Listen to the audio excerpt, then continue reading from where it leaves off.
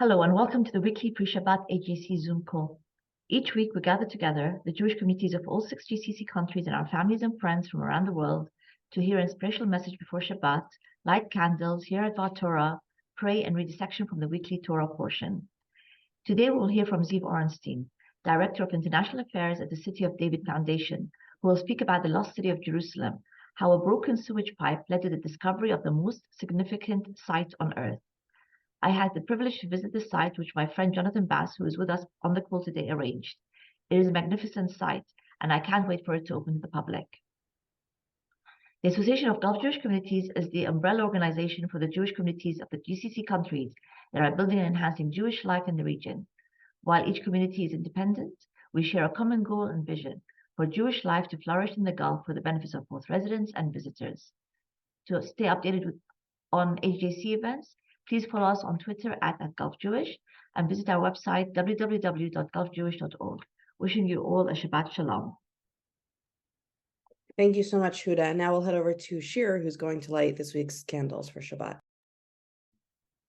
Hi, Shabbat Shalom. Wishing good health to everyone, every friends and families.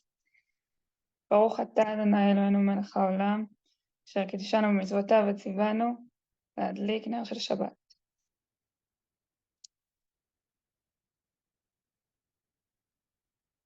Amen. Thank you so much. And now we'll head over to David, who's going to lead us in Yedid Nefesh.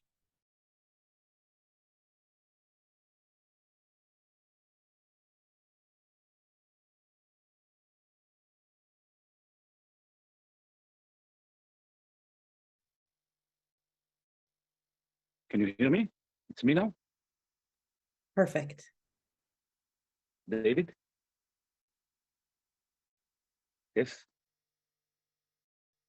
ידיד נפש, אהבה רחמן, משוך עבדך אל רצונך, ירוץ עבדך כמו אייל, ישתחווה אל מול הדרך, ירב לו ידידותיך, מנוף צוף וכל טעם, אדוני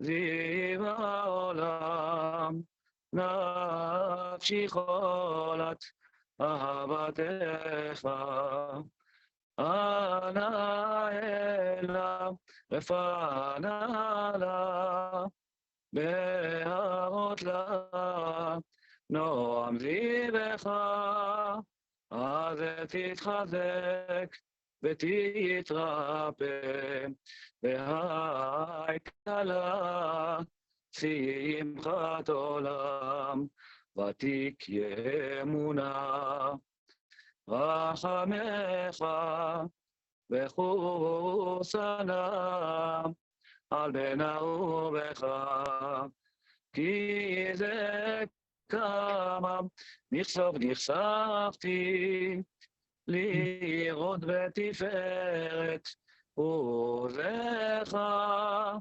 אליך חמדה ליבי, וחוסנה,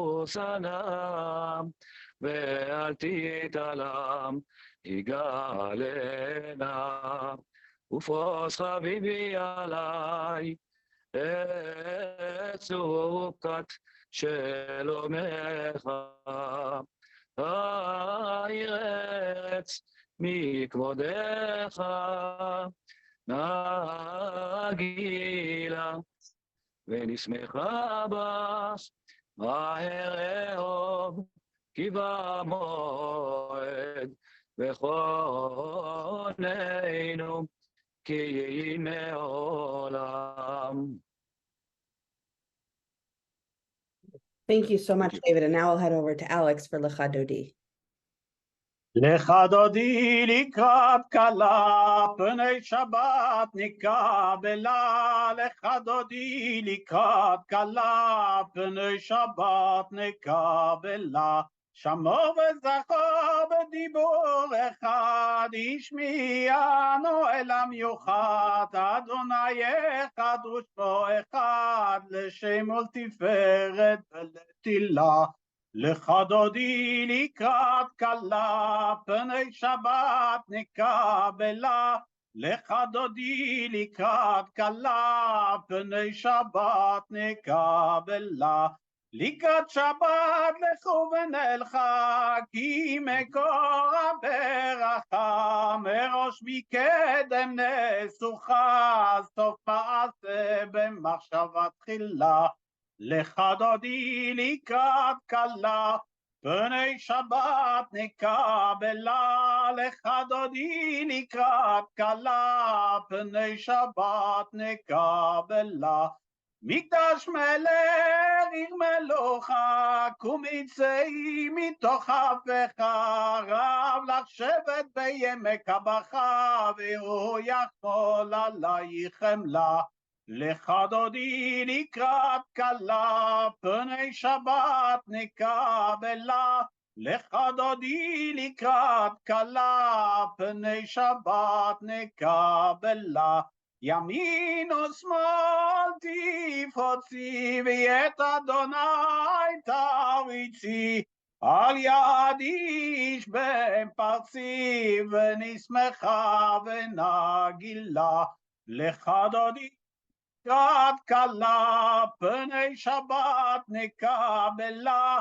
לך דודי לקראת כלה, פני שבת נקבלה. בואי בשלום עטרת בעלה, גם בשמחה ובצהלה. תוך סגולה, בואי חלה, בואי חלה. לך דודי לקראת כלה, פני שבת נקבלה. לך דודי לקראת כלה, פני שבת נקבלה. Thank you so much, Alex. And now Ambassador Naeh is going to introduce today's speaker.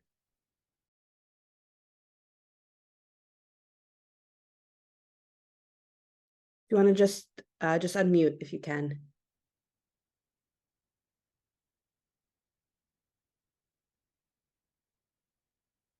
Okay. Perfect. Hear me now?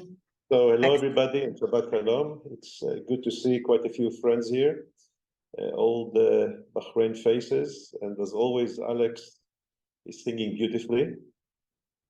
It's a real pleasure to welcome here Zev Orenstein, who is the Director of International Affairs for the City of David Foundation, where he is responsible for strengthening the awareness of and the support for the City of David among those that shape public policy and opinion. And Zev was born in the United States, but emigrated to Israel in 2003, and today lives in Ma'ale Adumim, east of Jerusalem. But what I'm really interested to hear from him is about the City of David as a history buff and as somebody who likes archaeology, and to connect archaeology and the Bible to our own history.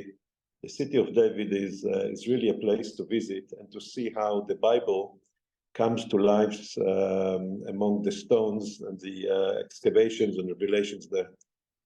Very fascinating story, not just for me as Israeli who studied the Bible, but I think to every visitor. So without further ado, I'm very glad and interested to introduce and to listen to Zev Orenstein. Thank you very much, Ambassador. I imagine everybody here has heard of the lost city of Atlantis. Now, maybe it's a real city, maybe it's not. But there is a far more well-known lost city, except almost nobody realized that it was lost in the first place. And that city is, of course, Jerusalem. Where up until 150 years ago, when people thought, where is the original biblical city of Jerusalem? The Jerusalem synonymous with people like King David, King Solomon, King Hezekiah, prophets like Isaiah and Jeremiah. Everyone was looking for it in the wrong place. And I will share my screen now, and we will go on a bit of a brief journey together here in the city of David. So take a look over here. If we look in the center of the screen, you could see the Temple Mount, right? This is the biblical Mount Moriah. This is the spot where the Akedat Yitzchak, the binding of Isaac, takes place. This is a spot where King David's son Solomon will build a temple, which is why it becomes known as Temple Mount. Here's the Western Wall, and you have the Old City. And up until 150 years ago, everyone believes that the original biblical city of Jerusalem, the city of David, the place where Jerusalem began, is located inside the walls of the Old City. Until 1867, when it turns out that Charles Warren, sent by Queen Victoria of England, he comes up with a theory that the original city of David, the place where Jerusalem began, the place where the kings of the Bible ruled and the prophets of the Bible preached, is not inside the walls of the Old City, but actually outside the walls of the Old City, just south of the Western Wall and the Temple Mount, here in the city of David. Now, in 2004, at the southern end of the city of David, there is a road. And beneath the road, there is a sewage pipe. And in 2004, something happens that will impact the world until this day. So what happens? The sewage pipe bursts, and now you have a big mess. And so the municipality of Jerusalem has to send in construction crews, bulldozers, dump trucks to repair the sewage pipe. But Jerusalem is not just another municipality, and the city of David is not just another part of Jerusalem. And here, when a sewage pipe bursts, you don't only send in construction crews, you also send in archaeologists. And so the archaeologists are supervising, and they begin to hear scraping and scratching. It doesn't sound right. They clear everyone out. And it turns out that in repairing the sewage pipe, they uncover this set of steps 2,000 years old. And the archaeologists said there's only one other set of steps in Jerusalem that look just like these. And these are the southern steps, the steps that would have gone up to the temple 2,000 years ago through the Huldah gates, one of the main entryways into the temple to the Beit HaMikdash 2,000 years ago. So the archaeologists said, okay, we know what these steps are, the southern steps. What are the steps down here? And they realized they'd found the steps leading down to Brechat HaShiloach, to the Shiloach pool, to the pool of Siloam, with deep significance to the Jewish people, to Christians as well. Now we have coming up in another 2.5 weeks or so, we have Sukkot, the festival of Sukkot, one of the pilgrimage festivals. Now we know there are 3 times during the year, Pesach, Shavuot, Sukkot, when all of Israel would have to go on pilgrimage up to the Beit HaMikdash, up to the temple. Now, before you can go up to the temple on pilgrimage, you have to go to the mikvah. You have to go to a ritual bath. And so what happens? The archaeologists realized they'd found the Shiloach pool, the pool of Siloam, Brechat HaShiloach.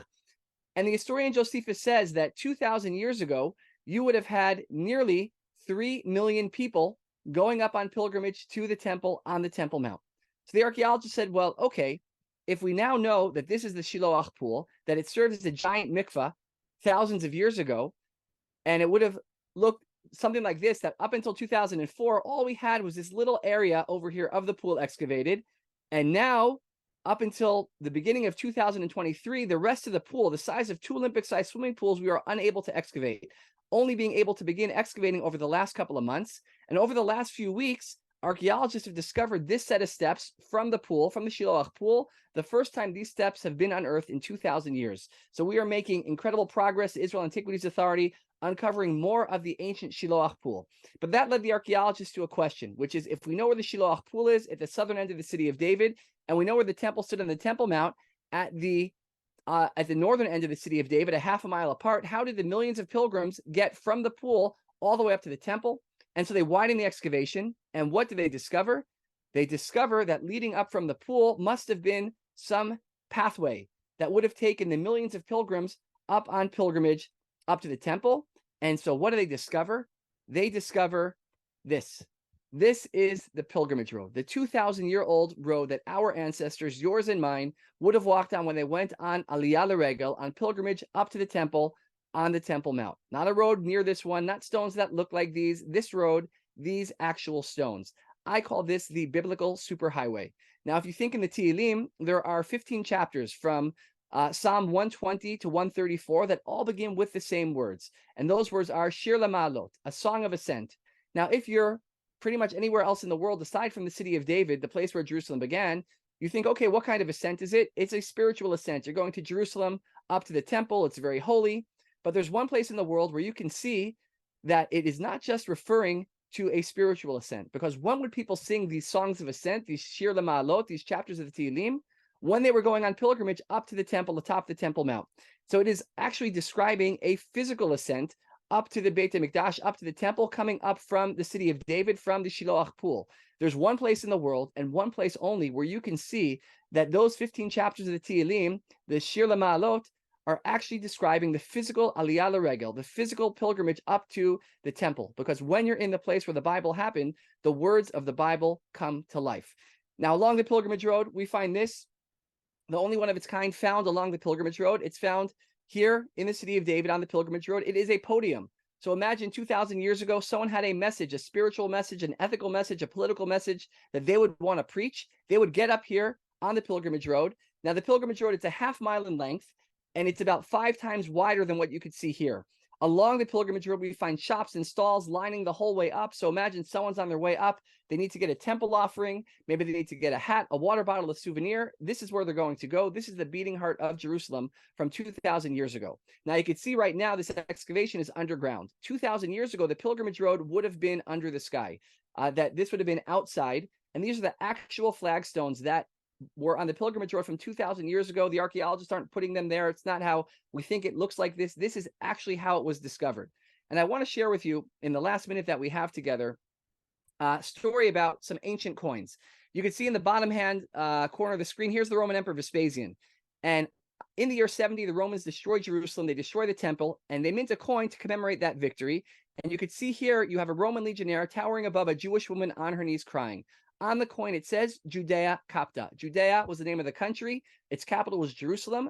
Jews come from Judea. Yehudim come from Yehuda. This was the most widely minted victory coin the Romans ever minted after one of their victories. And if you look up here, you could see the Arch of Titus in Rome. Titus would go on to become the emperor of Rome. But before he's the emperor of Rome, he's the commander of the 10th Roman Legion, which destroys Jerusalem.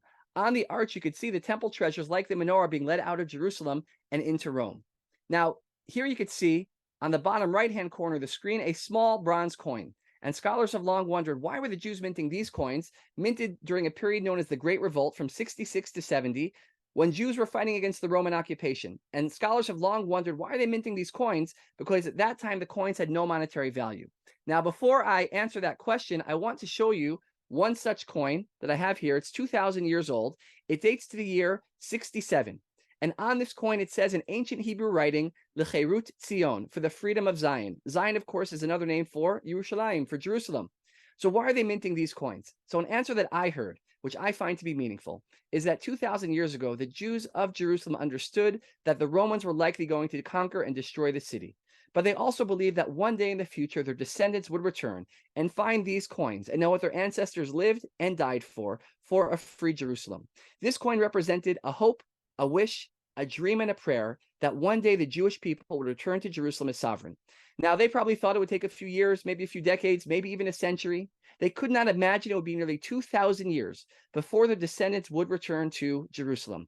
But eventually they did, and in 1958, on Israel's 10th anniversary, Israel mints its first national medallion. But if you look closely, you'll see something strange, because you'll see that Israel has minted the Roman victory coin, which is strange. Why would you mint a symbol of shame for your people? When you turn over the coin, you're going to see it no longer says Judea Capta. The Roman legionnaire will no longer be towering above the Jewish woman on her knees crying. Instead, it now says Israel Liberata. Israel's been liberated. The woman is standing tall, proudly holding in her arms a newborn child. Beside her is a man working the land, making the desert bloom. This was Israel's response to Rome 2,000 years in the making.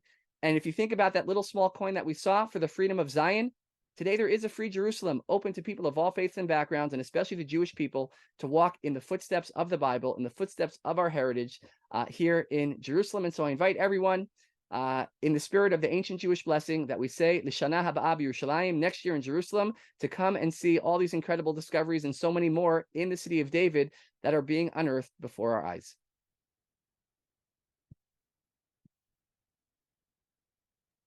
Wow, thank you so much for joining us and for sharing that, and for really a wonderful and fascinating presentation. So thank you, and we hope you'll join us again soon, for sure. And now we will turn over to Rabbi Miller, who's going to share some words of Divrei Torah with us.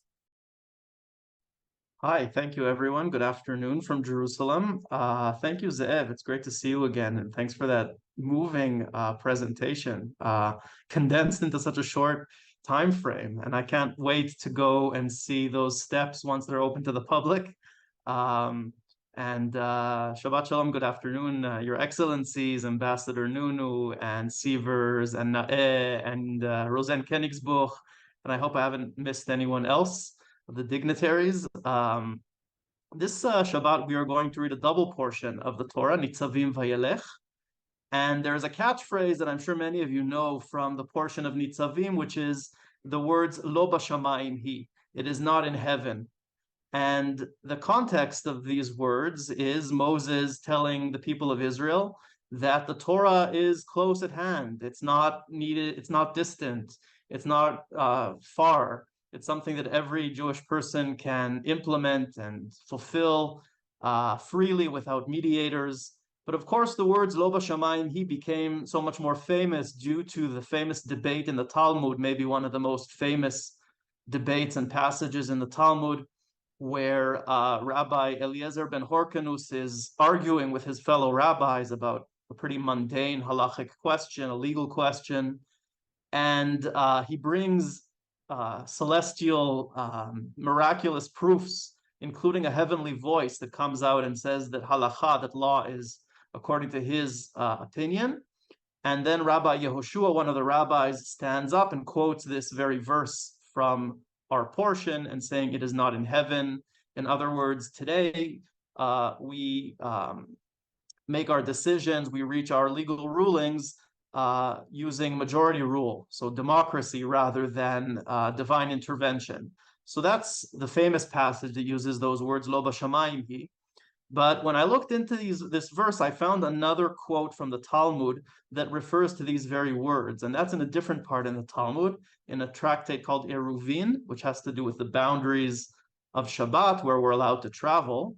And in tractate Eruvin, the Talmud takes those words to teach us a different lesson, which is that the Torah cannot be complete when it's taught or propagated by people who are arrogant. And it says the following, Rava says, it is not in heaven, means the Torah is not to be found in someone who raises his mind over it like the heavens, nor is it to be found in someone who expands his mind over it like the sea, because the verses in the Torah go on to mention it is not beyond the seas, not just in the heavens. And Rabbi Yochanan, another rabbi, goes on to say it is not in heaven means that the Torah is not to be found in the haughty or in the arrogant. So we learn here that this is not just a matter of how we decide debates, how we decide legal debates. It's also a matter of how we as individuals, as people, can deal with the Torah, and how and who should be the proper teachers of our Torah. It's not people who are arrogant. It's not people who think they have all the truth. The Torah can only be accepted and taught through people who are modest and open to hear other people's views.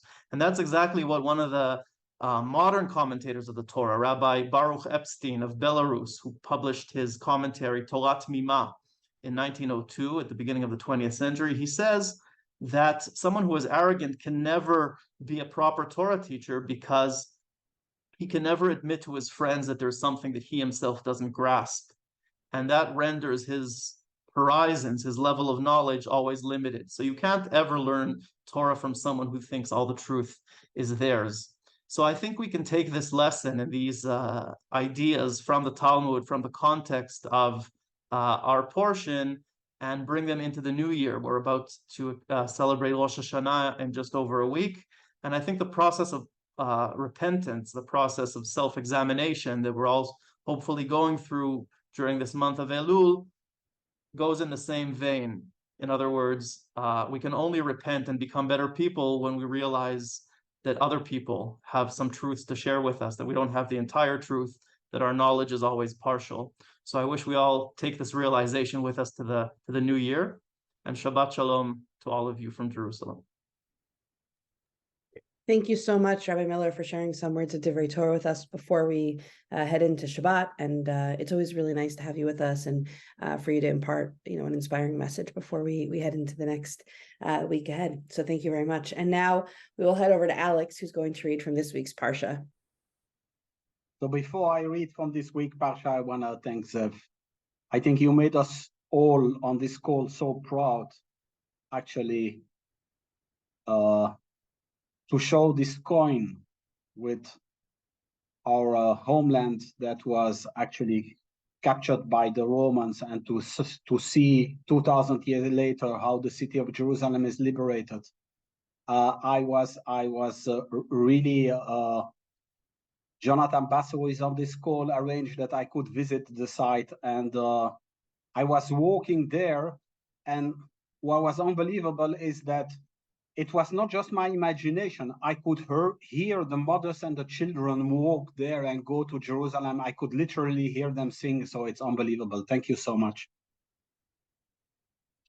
והיה כי יבואו עליך כל הדברים האלה, הברכה והקללה אשר נתתי לפניך, והשב אותה אל לבביך בכל הגויים אשר הדיחך אדוני אלוהיך שמה, ושבת אדוני אלוהיך ושמעת בקולו ככל אשר אנוכי מצווך היום, אתה ובניך בכל לבבך ובכל נפשך, ושב אדוני אלוהיך את שבותך וריחמך ושב, וקיבצך מכל העמים אשר הפיצך אדוני אלוהיך שמה, אם יהיה נדחך בקצה השמיים משם יקבצך אדוני אלוהיך ומשם ייקחך, ויביאך אדוני אלוהיך אל הארץ אשר ישוע אבותיך וירשת,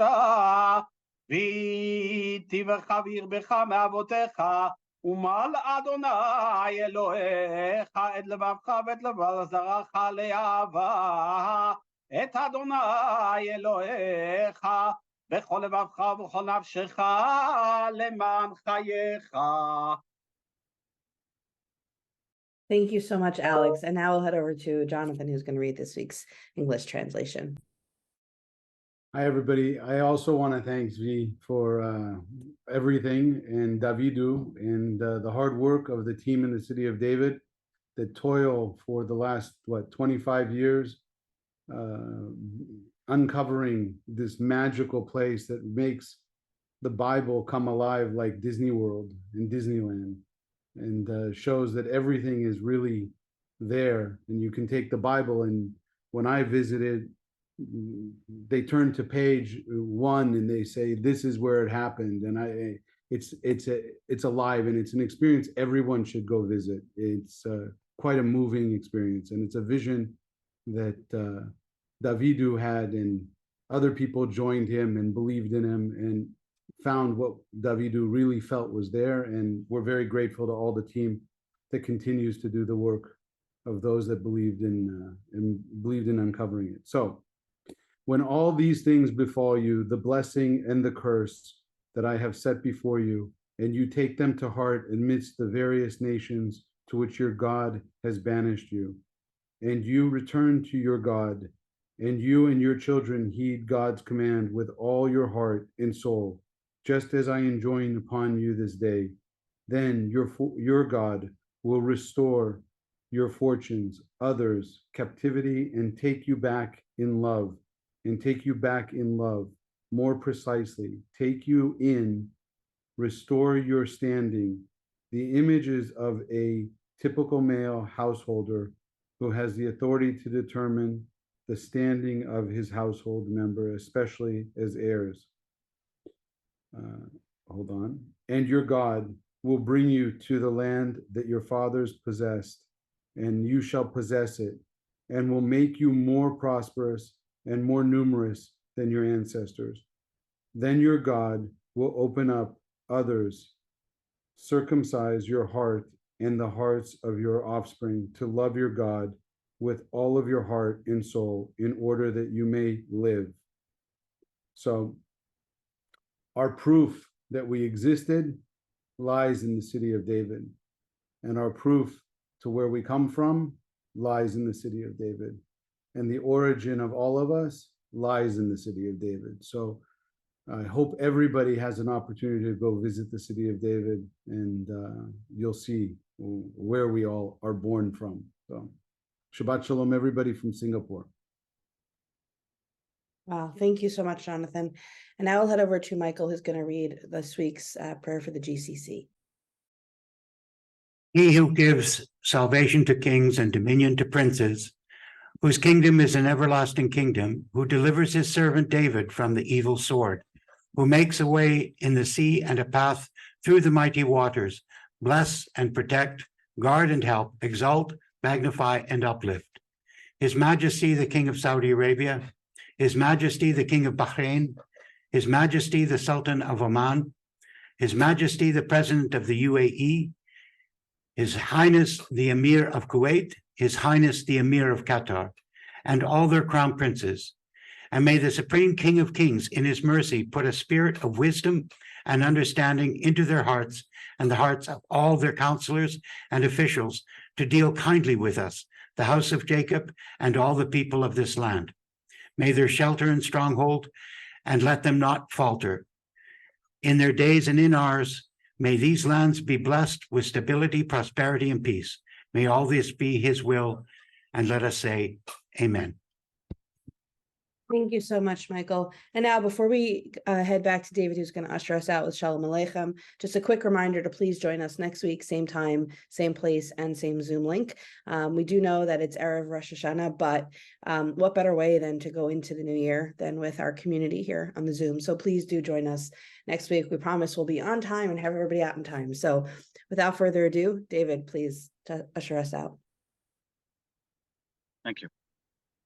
Shalom Aleichem, Malachei HaShalom, Malachei Elyon, Mi Melech Malchei HaMelachim, HaKadosh Baruch Hu, Boachem LeShalom, Malachei HaShalom, Malachei Elyon, Mi Melech Malchei HaMelachim, HaKadosh Baruch Hu, Baruchuni LeShalom, Malachei HaShalom, Malachei Elyon, Mi Melech Malchei HaMelachim, HaKadosh Baruch Hu, Tetechem LeShalom, Malachei HaShalom, Malachei Elyon, Mi Melech